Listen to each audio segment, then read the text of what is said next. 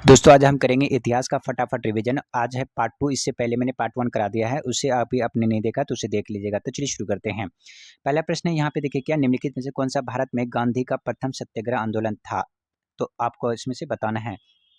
तो यहाँ पे कौन सा हो जाएगा? चंपारण सत्याग्रह। चंपारण सत्याग्रह कब हुआ था? 1917 ईस्वी में। चलिए अगला प्रश्न देख लेते हैं, आपकी स्क्रीन पर है। प्रश्न नंबर कह रहे कि गांधी जी को चंपारण आने का आमंत्रण किसने दिया था? तो राजकुमार शुक्ल ने दिया था। कहाँ कब दिया था? 1916 ईस्वी में, जब लखनऊ में मीटिंग हो रहा था। चलिए अगला प्रश्न देख लेते हैं। यहाँ पे प्रश्न नंबर है, गांधी जी द्वारा भारत में पहली बार सत्याग्रह आंदोलन बिहार में कहाँ पर आरंभ किया गया था? तो वो चंपारण कब हुआ था? 1917 में। किसने बुलाया था? राजकुमार शुक्ल ने। चंपारण में इंडिगो के किसानों की दशा को अंग्रेज और गांधी जी का ध्यान आकर्षित किसने कराया था? तो वो हो जाएगा कौन? राजकुमार शुक्ल। राजकुमार शुक्ल। चलिए अगला प्रश्न है, प्रश्न नंबर आपकी स्क्रीन पर, इसका आंसर करेंगे। प्रसिद्ध नाटक नील दर्पण, जिसमें से इंडिगो की खेती करने के लिए वाले किसानों का दमन का चित्रण किया गया है, की रचना किसने की थी? रचना किसने की वो बताना है, तो हो जाएगा दीन बंधु। दीन बंधु मित्र हो जाएगा। अगला प्रश्न आपकी स्क्रीन पर, इसका आंसर करेंगे। महात्मा गांधी ने सर्वप्रथम किस किसान आंदोलन में भाग लिया था? तो वो हो जाएगा बारदोली सत्याग्रह। कब? 1918 में हुआ था। अगला प्रश्न आपकी स्क्रीन पर करें कि बिहार में 3 कट्ठा पद्धति में नील की खेती के लिए भूमि का कितना प्रतिशत भाग रखा जाता था? तो 3 कट्ठा में हो जाएगा 3/20, यानी कि ऑप्शन नंबर सी हो जाएगा। ऑप्शन नंबर सी हो जाएगा। अगला प्रश्न है आपकी स्क्रीन पर, इसका आंसर करेंगे। प्रश्न नंबर ये कह रहा है कि चंपारण आंदोलन से कौन संबंधित नहीं था? ये आपसे पूछा कि चंपारण सत्याग्रह, तो यहाँ पे देखिए राजेंद्र प्रसाद था, अनुग्रह नारायण सिन्हा था, जेबी कृपलानी था, लेकिन यहाँ पे डी नहीं था, यानी जयप्रकाश नारायण नहीं था। ये बिहार सोशलिस्ट पार्टी से संबंधित रखता था। अगला प्रश्न है कि 1917 में चंपारण सत्याग्रह से कौन संबंधित नहीं है? तो देखिए चंपारण सत्याग्रह से जेबी कृपलानी है, राजकुमार शुक्ल है, राजेंद्र प्रसाद था, लेकिन यहाँ पे राम मनोहर लोहिया नहीं था। अगला प्रश्न आपकी स्क्रीन पर, इसका आंसर करेंगे। और रॉलेट एक्ट भारत में लागू किया गया था, तो आप सभी जानते हैं जो रॉलेट एक्ट 1919 में रॉलेट एक्ट लागू किया गया था। 1942 में भारत छोड़ो आंदोलन हुआ था, और यहाँ पे और 1930 में सविनय अवज्ञा आंदोलन, और यहाँ पे 1919 में पार्लियामेंटो एक्ट। चलिए अगला प्रश्न है आपकी स्क्रीन पर, इसका आंसर करेंगे। क्या प्रश्न है? प्रश्न नंबर ये पूछा कि रविन्द्रनाथ टैगोर ने अपनी नाइटहुड उपाधि किस कारण लौटा दिया था? सविनय अवज्ञा आंदोलन के कानून, यहाँ तो ऑप्शन नंबर हो जाएगा जलियांवाला बाग के हत्याकांड के कारण है। महात्मा गांधी ने, रविन्द्रनाथ टैगोर ने नाइटहुड की उपाधि दे दिया था, और महात्मा गांधी ने केसरी हिंद की उपाधि को वापस कर दिया था। अगला प्रश्न है कि वर्ष 1919 में भारतीय इतिहास से संबंधित है। 1919 भारतीय इतिहास से संबंधित है, तो 1919 भारतीय इतिहास से संबंधित है। आप सभी जानते हैं यहाँ पे क्या होता है, जलियांवाला बाग का त्रासदी हुआ था 1919। पूछे डेट, तो 13 अप्रैल 1919। दोस्तों इस चैनल पे नए हैं तो चैनल को सब्सक्राइब जरूर कर लीजिएगा, ताकि हमें मोटिवेशन मिले और आपके लिए इसी तरह से एकदम अच्छा प्रश्न लेकर आऊँ, जो कि आपके पेपर के पॉइंट ऑफ व्यू से बहुत ही महत्वपूर्ण है। करेक्ट। अमृतसर के जलियांवाला बाग में भीड़ क्राउड का दमन हुआ था, कब हुआ था? तो आप सभी जानते हैं, अभी अभी मैंने आपको बताया 13 अप्रैल 1919 ईस्वी को, जिससे जलियांवाला मिस केयर के नाम से जाना जाता है। गांधी जी के असहयोग आंदोलन के लोगों के शराब परहेज करने का आग्रह किया गया था। फलस्वरूप सरकार के राजस्व में भारी कमी आई। एक प्रदेश की सरकार ने लोगों की फिर से शराब पीने का प्रेरित कर लिया। प्रमुख व्यक्तियों की एक सूची प्रसारित करने को शराब पीते थे, उस प्रदेश का नाम बताए, तो हो जाएगा कौन? बिहार हो जाएगा। कौन हो जाएगा? बिहार हो जाएगा, और उड़ीसा भी था। अगला प्रश्न आपकी स्क्रीन पर याद रखिएगा। भारतीय राष्ट्रीय कांग्रेस ने असहयोग आंदोलन किस वर्ष प्रारंभ किया था? असहयोग आंदोलन कब किया था? असहयोग आंदोलन कौन? नॉन कॉपरेशन मूवमेंट 1920 ईस्वी में। अगला प्रश्न आपकी स्क्रीन पर, इसका आंसर करेंगे। क्या है? प्रश्न नंबर यूं है, कह रहे कि किस घटना के बाद महात्मा गांधी ने असहयोग आंदोलन को अपनी हिमालय जैसी भूल बताई? तो वो हो जाएगा कौन सा? ऑप्शन नंबर हो जाएगा कौन सा? यहाँ पे आपको ये बताना है, तो यहाँ पे ऑप्शन नंबर हो जाएगा कौन? चौरा चौरी। चौरा चौरी क्योंकि कब हुआ था? 5 फरवरी 1922 में। 5 फरवरी या 4 फरवरी 1922 में हुआ था। पुलिस वाले के ऊपर क्या होता है, पुलिस चौकी में आग लगा दिया गया था, जिसमें से बहुत, यानी कि करीब करीब 24 लोगों की, 22 से 24 लोगों की जान चली गई थी, जिसके कारण महात्मा गांधी आहत हो गए। उसके बाद उन्होंने बताया कि हिमालय जैसी भूल। अगला प्रश्न आपके स्क्रीन पर, इसका आंसर करेंगे। किस घटना के कारण गांधी जी असहयोग आंदोलन को वापस कर लिया? तो आप सभी जानते हो जाएगा चौरी चौरा कांड। चौरी चौरा कांड। अगला प्रश्न आपके स्क्रीन पर, इसका आंसर करेंगे। क्या है? फरवरी 1922 में पुलिस चौकी में आग लगाने की घटना से संबंधित चौरी चौरा किस राज्य में स्थित है? तो ये हो जाएगा कहाँ? उत्तर प्रदेश में है। कहाँ पे? उत्तर प्रदेश में है।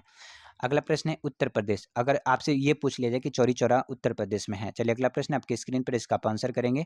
क्या है कि स्वराज दल की स्थापना असफलता के बाद हुई थी? तो स्वराज दल की स्थापना क्या हुआ था, किसके बाद हुई थी? तो हो जाएगा किसकी? असफलता के कहा था। आप सभी जानते हैं असहयोग आंदोलन के यहाँ असफलता हुआ, क्योंकि चौरी चौरा हत्याकांड हुआ और असहयोग आंदोलन को वापस लेना पड़ा, तो इसी के कारण क्या हुआ? स्वराज दल की स्थापना किया गया था। अगला प्रश्न आपकी स्क्रीन पे, इसका आप आंसर करेंगे। स्वराज दल की स्थापना किसने की? तो स्वराज दल की स्थापना किया था चित्तरंजन दास और मोतीलाल नेहरू ने स्वराज दल की स्थापना किया था। अब इसमें स्वराज पार्टी का गठन किसने किया? तो आप सभी जानते हैं वो हो जाएगा कौन सा, यहाँ पे चित्तरंजन दास और Motilal Nehru, option number C हो जाएगा। चलिए अगला प्रश्न है, प्रश्न नंबर आपकी स्क्रीन पर, इसका आप आंसर करेंगे। क्या प्रश्न पूछा कि 1922 में गया के इंडियन नेशनल कांग्रेस के अधिवेशन का अध्यक्ष कौन थे? तो हो जाएगा गया के यहाँ पे सी आर दास यानी कि Chittaranjan Das, option number C हो जाएगा। अगला प्रश्न आपकी स्क्रीन पर, क्या प्रश्न है कि भारतीय राष्ट्रीय कांग्रेस के 1922 में आयोजित किया गया था अधिवेशन के अध्यक्ष कौन थे? तो 1922 में कौन था? जो चित्तरंजन दास थे। कहाँ पे किया गया था? तो गया में। अगला प्रश्न है आपकी स्क्रीन पर, इसका आप आंसर करेंगे। प्रश्न ये कुछ यूं है, क्या है कि साइमन कमीशन पहली बार भारत कब आया था? तो इस साइमन कमीशन 1928 में भारत आया था। अगर पूछे साइमन कमीशन की स्थापना कब किया गया, तो गठन किया गया था 1927 में। अगला प्रश्न है आपकी स्क्रीन पर, इसका आप आंसर करेंगे। प्रश्न कुछ ये है कि पूर्ण स्वराज का प्रस्ताव लाहौर में पारित किया गया था कब? 1929 ईस्वी में किया गया था, और इसी में पंडित जवाहरलाल नेहरू क्या थे? अध्यक्ष थे। अगला प्रश्न आपकी स्क्रीन पे करें, भारतीय राष्ट्रीय कांग्रेस ने किस सत्र में पूर्ण स्वाधीनता का प्रस्ताव पारित किया गया था? तो वो हो जाएगा 1929 में लाहौर में। अगला प्रश्न आपकी स्क्रीन पर, इसका आप आंसर करेंगे। कह रहे कि 1929 में लाहौर में आयोजित की गई भारतीय राष्ट्रीय कांग्रेस के अधिवेशन का अध्यक्ष कौन था? तो हो जाएगा कौन? जवाहरलाल नेहरू। दोस्तों इस चैनल पे नए हैं, कृपया चैनल को सब्सक्राइब जरूर कर लीजिएगा और हाँ, अपने दोस्तों को भी शेयर करिएगा। यहाँ से आपको बहुत प्रश्न देखने को मिलेगा, क्योंकि ये पीपीएससी का मोस्ट महत्वपूर्ण प्रश्न है। कह रहे कि भारतीय राष्ट्रीय कांग्रेस के द्वारा किस दिन को पूर्ण स्वराज की दिवस के रूप में घोषित किया गया? तो वो 26 जनवरी 1930 ईस्वी में, और इसी दिन से। चलिए अगला प्रश्न देख लेते हैं। प्रश्न 1929 के कांग्रेस अधिवेशन में पूर्ण स्वराज का पताका किसने लहराया? तो पंडित जवाहरलाल नेहरू ने लहराया था, क्योंकि 1929 में यही थे अध्यक्ष से। अगला प्रश्न आपकी स्क्रीन पर, इसका आप आंसर करेंगे। क्या कह रहे हैं कि किसने 1921 में पहली बार पूर्ण स्वराज की मांग की थी? पूर्ण स्वराज की मांग सबसे पहले मोहानी हसरत मोहानी ने किया था। पूर्ण स्वराज कब? 1931 में, 1921 में। अगला प्रश्न, बारदोली सत्याग्रह का सफल नेतृत्व करता थे कौन सा? थे? ये वल्लभ भाई पटेल थे, और वहीं पे बारदोली के महिलाओं ने ही इनको सबसे पहले सरदार के नाम से संबोधित किया गया था, और तब से वल्लभ भाई पटेल सरदार वल्लभ भाई पटेल के नाम से जाने जाने लगे।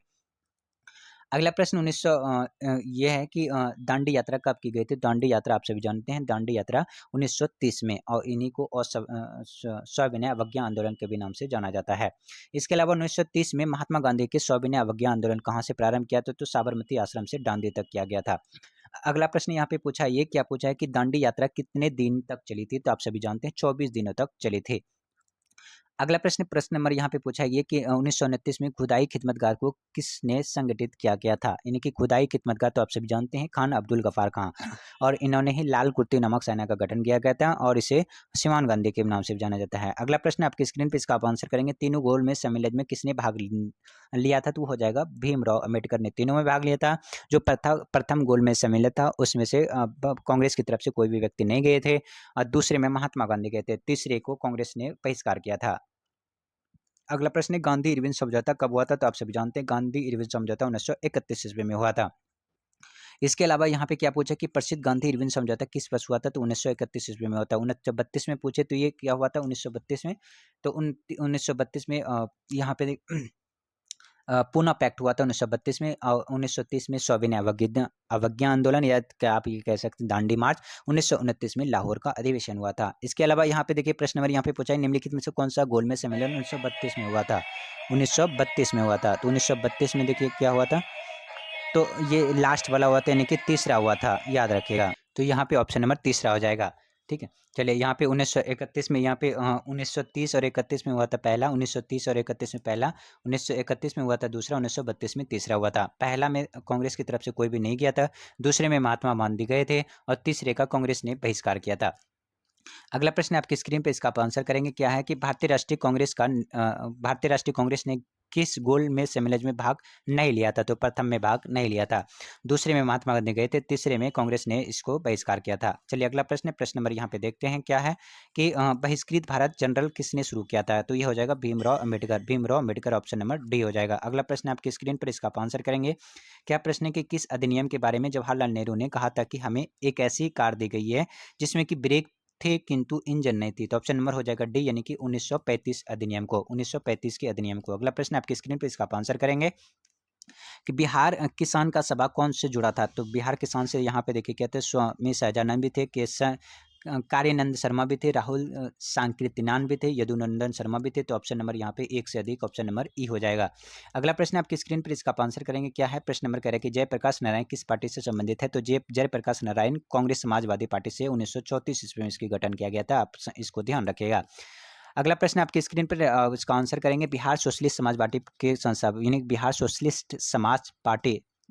सोशलिस्ट पार्टी के संस्थापक कौन थे। जयप्रकाश नारायण से जेपी नारायण के भी नाम से जाना जाता है। इन्होंने जेपी मूवमेंट भी चलाया था। जयप्रकाश नारायण किस नाम से पहचाने जाते हैं। तो ये लोकमान्य, ठीक है, तो ये देखिए लोक नायक के नाम से जाना जाता है। और इसके अलावा लोकमान्य बाल गंगाधर तिलक को जाना जाता है। बाल गंगाधर पुले तो लोकमान्य तिलक, और लोक नायक जयप्रकाश नारायण। अगला प्रश्न पूछे लोक नायक, तो लोक नायक अभी अभी मैंने बताया, तो ये कौन सा हो जाएगा, जयप्रकाश नारायण। और लोकमान्य बाल गंगाधर तिलक। अगला प्रश्न यहाँ पे क्या पूछा है, वो 1938 में भारतीय राष्ट्रीय कांग्रेस का अध्यक्ष निर्वाचित हुए थे। तो वो हो जाएगा कौन सा, सुभाष चंद्र बोस, जो कि ये हुआ था, ठीक है। ये हरिपुरा का अधिवेशन था 1938 में। उसके बाद 1939 ईस्वी में 1939 में त्रिपुरी का भी एडमिशन में इन्होंने भाग लिया था, यानी कि चुनाव लड़ा था, उसमें भी जीत गया था। उसके बाद महात्मा गांधी नहीं चाहते थे, और अंततः इन्होंने क्या, सुभाष चंद्र बोस ने 1939 में त्रिपुरी के अधिवेशन से इस्तीफा दे दिया, जिसके बाद राजेंद्र प्रसाद को क्या बनाया गया था, अध्यक्ष बनाया गया था। चलिए अगला प्रश्न देख लेते हैं। आपकी स्क्रीन पर इसका आंसर करेंगे द्वितीय विश्व युद्ध के समय में ब्रिटेन का प्रधानमंत्री कौन था। हो जाएगा विंस्टन चर्चिल थे। दोस्तों इस चैनल पे नए हैं तो कृपया चैनल को सब्सक्राइब कर लीजिएगा। हाँ, अपने दोस्तों को जरूर शेयर करेगा, ताकि यहाँ से बहुत प्रश्न देखने को मिलेगा। नाउ और नेवर पंपलेट किसने लिखा था। तो वो हो जाएगा कौन से, रहमत अली ने लिखा था। Now and never. अगला प्रश्न आपकी स्क्रीन पर है कि पाकिस्तान के अगला राज्य आंदोलन का नेतृत्व किसने किया था। तो आप सभी जानते हैं वो हो जाएगा मोहम्मद अली जिन्ना। और पाकिस्तान के पिता भी बोला जाता है मोहम्मद अली जिन्ना, जिस तरह से भारत के पिता को महात्मा गांधी से नाम से जानते हैं। दोस्तों अगला प्रश्न देख लिए, महात्मा गांधी द्वारा 1940 में प्रारंभ किए गए व्यक्तिगत सत्याग्रह तीसरे सत्याग्रही कौन थे। तो आपको बता दें कि पहली सत्याग्रही थी वो विनोबा भावे थे, दूसरा थे जवाहरलाल नेहरू, तीसरे थे ब्रह्मदत्त। इसको याद रखिएगा, पेपर में कई बार इसको पूछा जाता है। दोस्तों इस चैनल पर नए तो कृपया चैनल को सब्सक्राइब कर लीजिएगा, यहाँ से बहुत प्रश्न देखने को मिलेगा। अगला प्रश्न है व्यक्तिगत सत्याग्रह इंडिविजुअल सिविल डिसओबीडियंस किसने प्रारंभ किया था। तो विनोबा भावे प्रथम थे, दूसरे जवाहरलाल नेहरू। तो याद रखिएगा। चलिए अगला प्रश्न देख लेते हैं, आपकी स्क्रीन पर इसका आंसर करिएगा। दोस्तों इस चैनल पे नए तो कृपया चैनल को सब्सक्राइब जरूर कर लीजिएगा। व्यक्तिगत सत्याग्रह आंदोलन के प्रथम सत्याग्रही कौन थे। तभी अभी मैंने आपको बताया कौन था, विनोबा भावे। ये बहुत बार प्रश्न आपको देखने को मिलेगा। अगला प्रश्न आपकी स्क्रीन पर इसका आंसर करेंगे कि भारत छोड़ो आंदोलन का नेतृत्व किसने किया था। भारत छोड़ो आंदोलन का नेतृत्व किसने किया। ऑप्शन नंबर यहाँ पे हो जाएगा डी, इनमें से कोई नहीं, किसी ने नहीं किया था। ऐसा कहोगे क्यों, आप फटाक से आंसर लगा दोगे महात्मा गांधी। क्योंकि देखिए भारत छोड़ो आंदोलन का जैसे ही शुरुआत किया गया था, उसके बाद ऑपरेशन जीरो आवर के तहत सभी नेताओं को क्या कर दिया था, गिरफ्तार कर लिया था। इसलिए इसको कोई भी नेतृत्व करने वाला नहीं था। अगला प्रश्न देखिए, भारत छोड़ो आंदोलन का आरंभ किया गया था। भारत छोड़ो आंदोलन कब किया गया था, 9 अगस्त 1942 को भारत छोड़ो आंदोलन का इसी में भारत छोड़ो आंदोलन में करो या मरो का संबंध किससे है। तो ये हो जाएगा भारत छोड़ो आंदोलन से। महात्मा गांधी ने करो या मरो का नारा दिया था। अगला प्रश्न है आपकी स्क्रीन पर, इसका आंसर करेंगे। क्या प्रश्न करके भारत छोड़ो आंदोलन का दौरान खुफिया रेडियो किसने चलाया। तो होगा उषा, यानी कि पीटी उषा के नाम से जाना जाता है। अगला प्रश्न आपकी स्क्रीन पर, इसका आंसर करेंगे। कह रहा है कि 1942 में किस सत्याग्रह के अवसर पर जयप्रकाश नारायण हजारीबाग के जेल से भाग निकले थे। वो हो जाएगा दीपावली के दिन ही भाग गए थे। अगला प्रश्न आपकी स्क्रीन पर, इसका आंसर करेंगे। भारत छोड़ो आंदोलन के दौरान इनमें से कौन हजारीबाग जेल से फरार हो गए। तो हो जाएगा जयप्रकाश नारायण, यानी कि जयप्रकाश नारायण। दोस्तों इस चैनल पे नए तो कृपया चैनल को सब्सक्राइब जरूर कर लीजिएगा, यहाँ से बहुत प्रश्न देखने को मिलेगा। और अपने दोस्तों को भी शेयर जरूर करिएगा, ताकि उनका भी भला हो जाए। आजाद दस्ता बिहार में किस आंदोलन के दौरान सक्रिय रहा था। और हाँ, मैंने इससे पहले पूरा डिटेल में आपको यहाँ से कराया गया था, महत्वपूर्ण फैक्ट भी कराया गया, तो वो सारे मैंने आपको प्ले लिस्ट बना के वहाँ पे दिया हुआ है। उस प्ले लिस्ट की मैराथन देख लीजिएगा, जरूर यकीनन आपको यहाँ से प्रश्न देखने को मिलेगा। तो आजाद दस्ता बिहार में किस आंदोलन के साथ सक्रिय रहा था। तो आप सभी जानते हैं वो हो जाएगा कौन, भारत छोड़ो आंदोलन। अगला प्रश्न आपकी स्क्रीन पर, इसका आंसर करेंगे। क्या है प्रश्न नंबर यहाँ पे पूछा है ये, कि कौन सी घटना सबसे पहले हुई थी। तो आप सभी जानते हैं वो हो जाएगा क्रिप्स मिशन। सबसे पहले घटना कौन सी हुई थी, क्रिप्स मिशन। अगला प्रश्न आपकी स्क्रीन पर, इसका आंसर करेंगे। INA यानी कि इंडियन नेशनल आर्मी की स्थापना किसने की थी। तो 1942 ईस्वी में। चलिए अगला प्रश्न आपकी स्क्रीन पर, इसका आंसर करेंगे। प्रश्न नंबर क्या है कि फॉरवर्ड ब्लॉक की स्थापना किसने की। सुभाष चंद्र बोस ने किया था। फॉरवर्ड ब्लॉक की स्थापना कब किया गया था। सुभाष चंद्र बोस ने 1939 में, जब त्रिपुरी का अधिवेशन से इन्होंने इस्तीफा दे दिया था। उसके बाद सुभाष चंद्र बोस ने। फॉरवर्ड ब्लॉक 1939 में इसकी स्थापना किया गया था।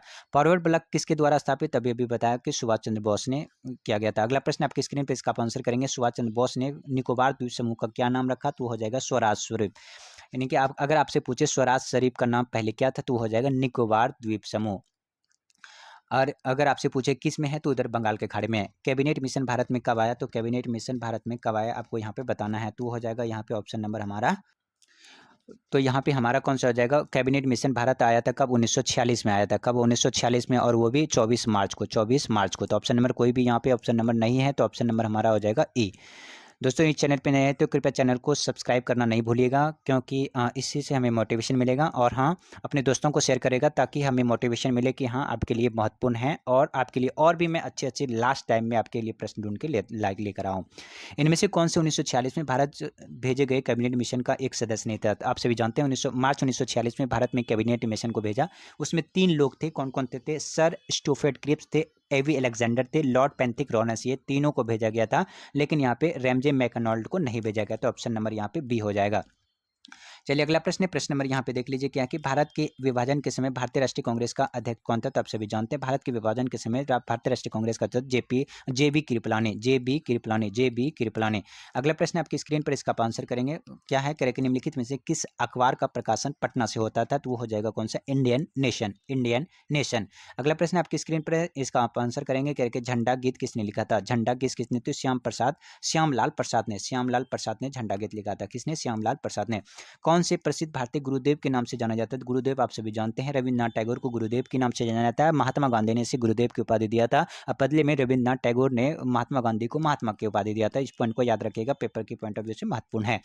जय जवान जय किसान जय नारा किसने दिया, तो जय जवान जय किसान लाल बहादुर शास्त्री ने जय जवान जय किसान का नारा दिया था, लाल बहादुर शास्त्री ने। अगला प्रश्न है कि अंतरिम सरकार में वित्त मंत्री कौन सा है, तो ये हो जाएगा लियाकत अली। चलिए अगला प्रश्न आपकी स्क्रीन पर, इसका आंसर करेंगे। क्या प्रश्न पूछा है कि 1946 में बनी अंतिम सरकार में राजेंद्र प्रसाद के पास कौन सा विभाग था, तो हो जाएगा खाद्य एवं कृषि।